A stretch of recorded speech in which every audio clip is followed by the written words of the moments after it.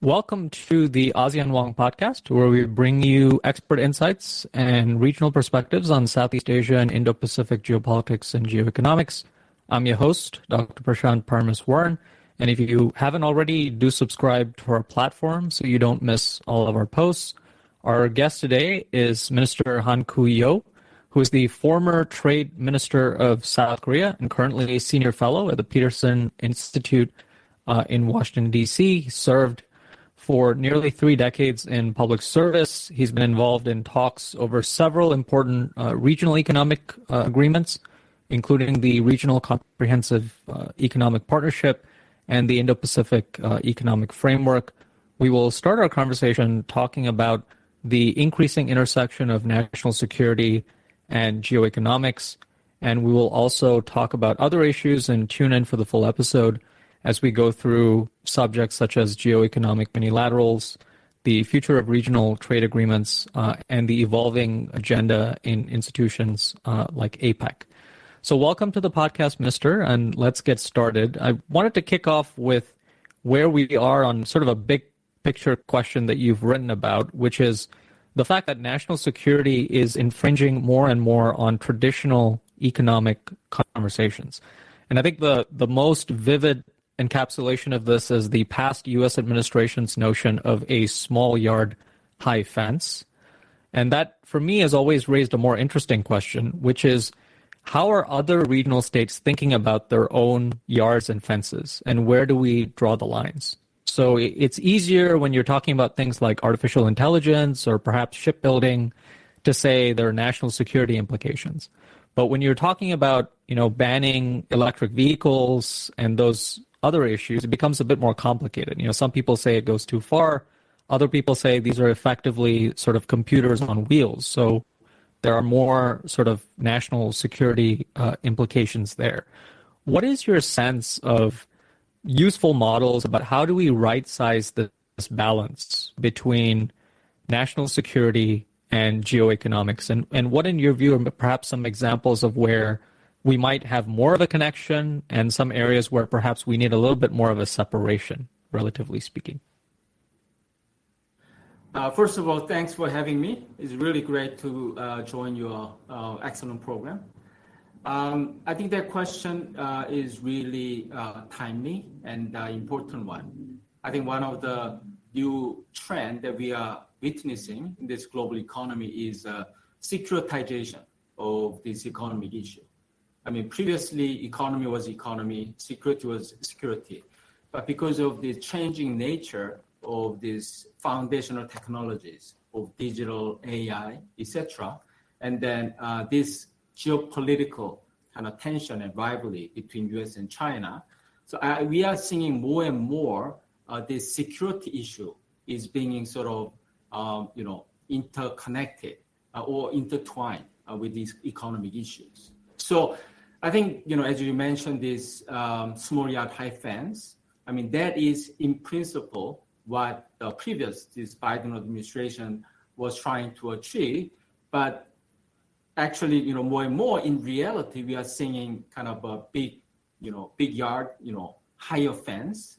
And then I think, it is important to strike a right balance between these economic issues and security issues, because right now this is era of geopolitical tension, and there is legitimate concern about the security issues because of this all these digital AI technology that has national security implication. But you don't want to overdo or overshoot to the extent that that really kind of isolate your industry from competition, and then basically get this competitiveness is kind of eroded. So I think one of the interesting kind of comparison is the U.S. as well as EU approach. For example, a few months ago, this Department of Commerce in the United States, they tried to ban software as well as hardware related to electric vehicle from China. On the other hand, the European Union, they actually welcome this foreign direct investment from China into European soil, in the electric vehicle. But then, they have, some of these private, privacy or this the digital kind of cyber security related kind of regulation in play. So I think if we think about these two different models, I think the U.S. model is, the short term, you may feel more comfortable protecting this potential compromise of your national security and privacy. But the matter of the fact is that the competitiveness of this EV vehicle and the technology, battery technology of China is number one. They are surpassing many of other countries. And if you just isolate yourself from this competition with the Chinese EV makers, then I think 5 years later, 10 years later, you run the risk of really falling behind in terms of this competitiveness. So what is the right balance between this legitimate security concern and sort of policy measures to address that, and then this keeping this competitive edge by opening up? So I think we should be careful not to take this all or nothing approach. I think there's a fine line that kind of striking this this right balance between this contrasting policy goals. Right, and I do want to hone in a little bit more on the EV example that you mentioned, because I know you've been to China, you've looked at the electric vehicle ecosystem closely, and this is something which in Southeast Asia, as Chinese EVs are accounting for the dominant share. Some people say about 70, a little bit over that % of sales from the previous year, for example. But at the same time, the EV share of overall car sales in Southeast Asia is still quite small, relatively speaking, and that segment's been dominated mostly by Japan historically. And so we arrive at an issue in some of these regions like Southeast Asia, which is we've seen a range of approaches on how to approach EVs. You talked about the US approach, the EU approach. I think some countries in the region might say this is more of an opportunity, and the market is, a little bit in the stage of development. We don't want to necessarily take any sudden moves. But I guess looking at historical examples, how do you think we should think about how to manage this ecosystem? Because clearly China has a lot of advantages and has made a lot of inroads to this. And it's now pushing a lot of these sales through Chinese companies in other regions of the world. And some countries welcome that. Other countries, you've seen with VinFast in Vietnam, for example, there are some local players there as well. Some other countries like Thailand are welcoming it, but then also, introducing some ways of managing it in terms of a more balanced approach. So what are your suggestions about what the balance is in that approach on how we manage this China EV story? Because it is a pretty big story in the region. Yeah, that's a very important and difficult question. Let me first share my experience of having visited one of the EV factories in China. The Xiaomi. I think it was actually really mind-blowing because when I visited there, it was like Amazon. This kind of warehouse, highly automatic, and it looks like what automation rate is over 90%. And more striking is that they pulled it off in 3 years. They started this in early 2021, in the middle of this COVID-19. And then they began to churn out this fancy-looking EV in, I think, April 2024. See, it took only 3 years.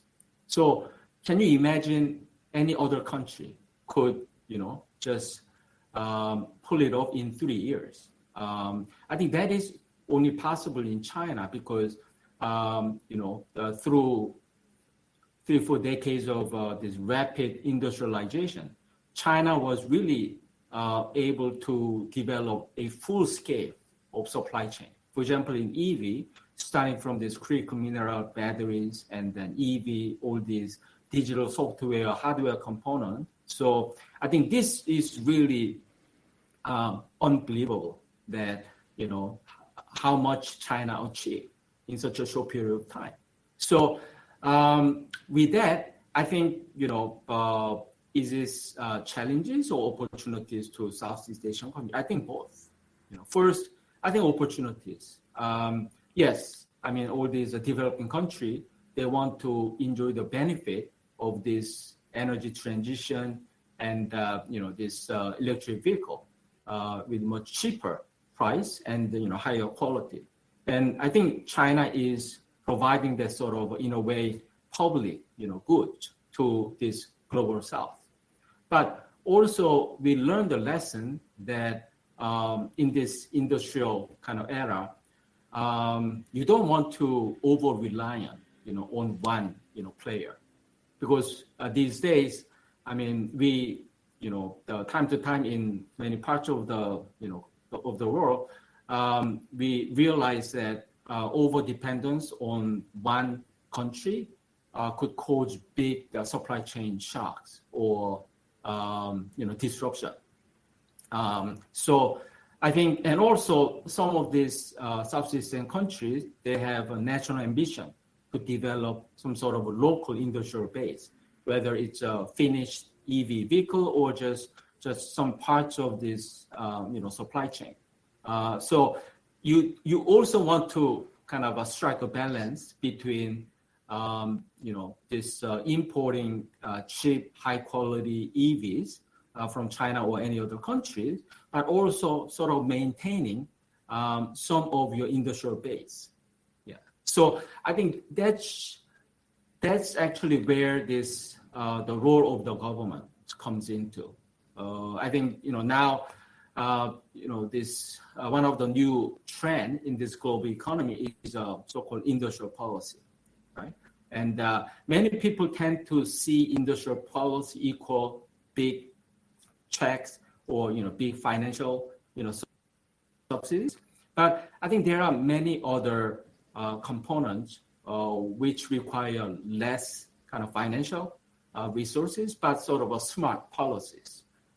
For example, kind of a worker training, and then kind of linking the universities, the industrial R&D centers, and things like that. So I think there are many ways, in which government in Southeast Asian countries can actually deploy some of these smart policies to really kind of maximize the benefit coming from these kind of new industrial policy and sort of energy transition. Right. That's a good point you made, Minister, about making sure that we're thinking about industrial policy more comprehensively. So not just these giant subsidies, but thinking about other aspects like human capital. Some of the Southeast Asian countries in areas like semiconductors, like Vietnam, for example, a lot of the challenges that they have are not just on the technology component, but also making sure you have the right human capital and you build a whole ecosystem approach around these areas because they're quite transformative in nature. So on your point about, we talked a little bit about EVs, you mentioned this kind of balanced approach that countries should take between making sure national security considerations are addressed and then also making sure that you're sticking to economics for economics sake, right? The sort of notions of efficiency, competitive advantage, and all of those other areas.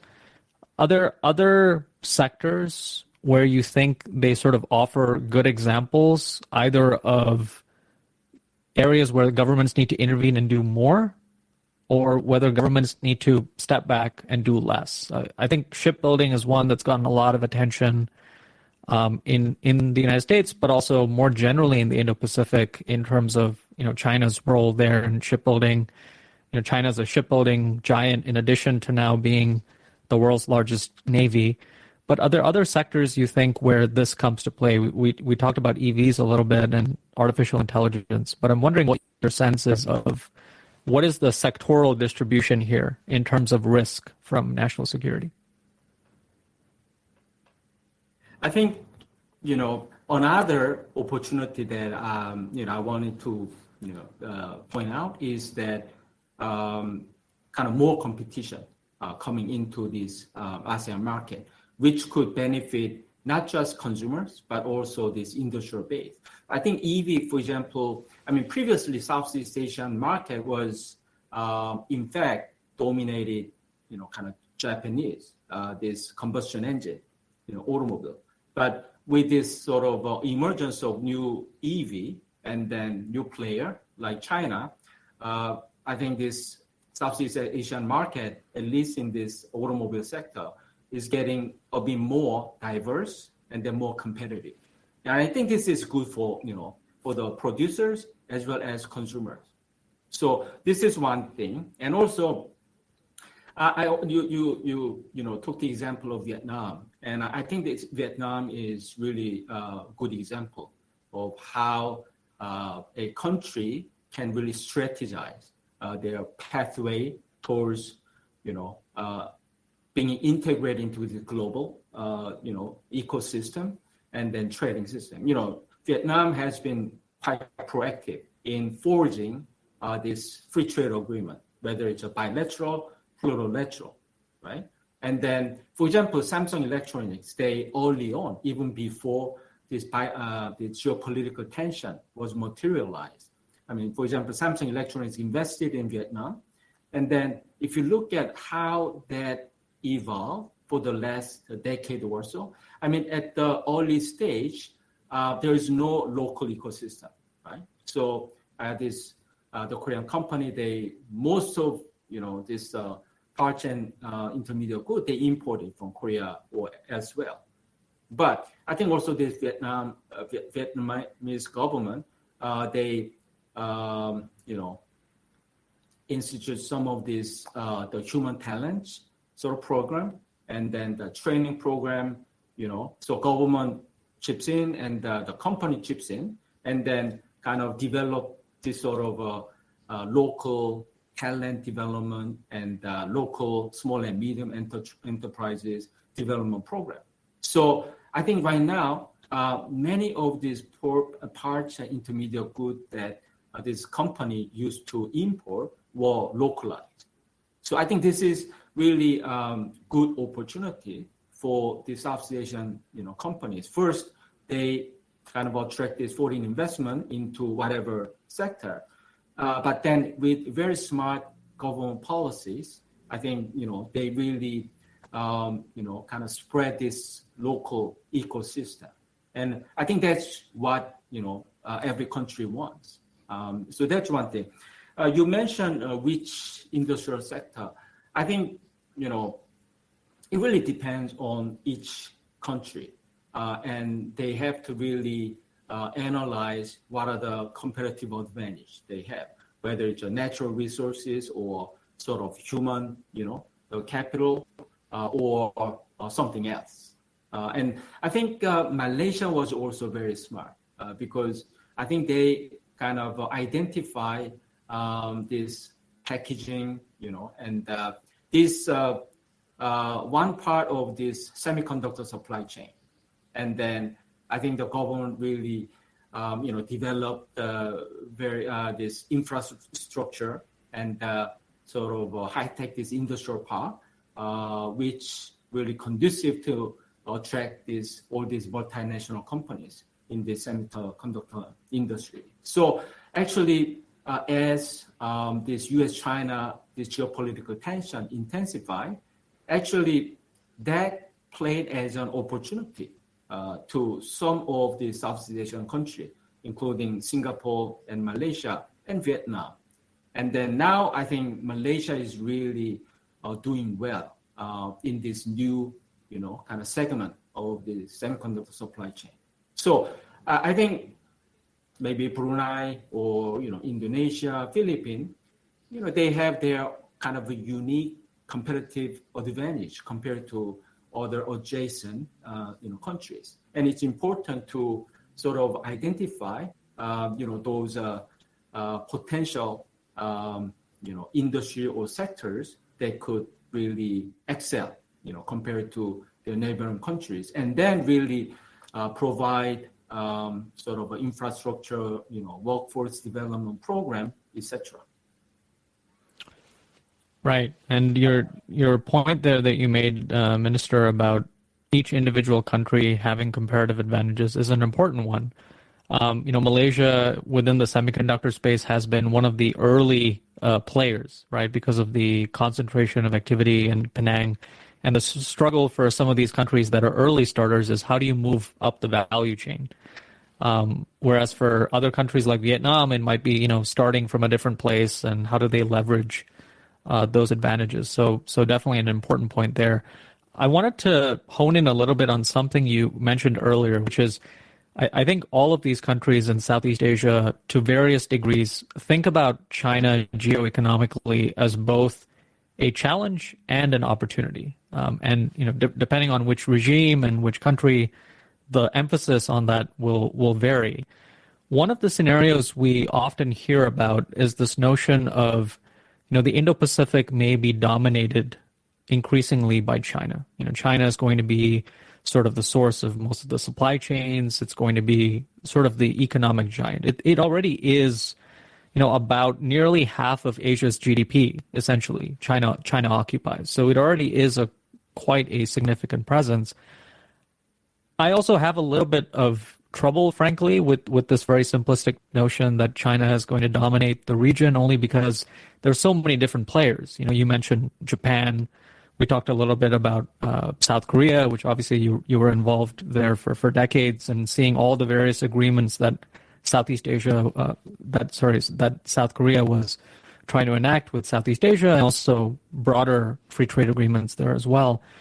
But I'm wondering, Minister, as you look ahead, if you were to assign a percentage to this kind of China dominant scenario in the Indo-Pacific, what percentage would you assign this scenario actually coming to pass? And how worried should we really be about this scenario coming to play in the future?